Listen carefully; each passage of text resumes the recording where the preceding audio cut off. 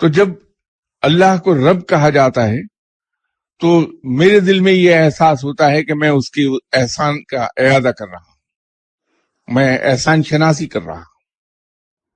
تو یہ مجھے اس سے اور زیادہ قریب لے جاتا ہے کہ بار بار جب میں یہ اس کا احسان مانتا ہوں، یوں میں اللہ کو رب کہتا ہوں. تو یہ جب انسان کے دل میں یہ یقین پیدا ہو جائے کہ میرا رب میری دعا ضرور سنے گا، جیسے ایک بچہ اپنے باپ کے ساتھ ضد کرتا ہے کہ یہ کھلونا لے کے دیں مجھے آپ. اب یہ گستاخ نہیں ہو رہا باپ کے لیے، بلکہ یہ مان ہے اس کا اپنے باپ پر کہ میرا باپ بڑا امیر ہے اور یہ قادر ہے اس بات پر کہ یہ کھلونا خرید دے مجھے.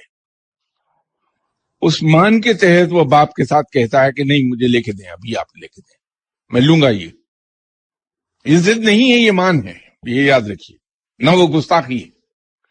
تو اپنے رب کے ساتھ اسی مان کے ساتھ مانگیے کہ وہ میرا رب ہے، وہ مجھے پالتا ہے، اس کے علاوہ کوئی پالنے والا نہیں.